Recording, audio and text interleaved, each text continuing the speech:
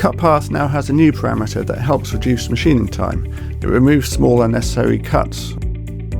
Under take account of previous machining, you'll find a new parameter called minimum length. This removes all cuts that are shorter than the value you enter. We have two scenarios here.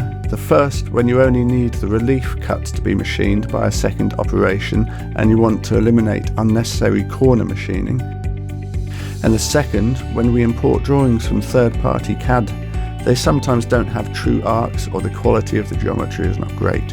Instead, arcs are made of straight lines, creating lots of small internal corners that get machined for no reason.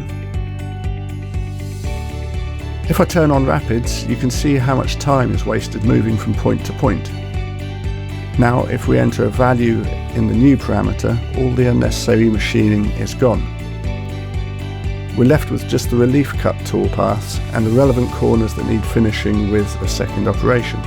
All other unnecessary toolpaths have been removed. If I undo and redo the result, you can see the difference it makes.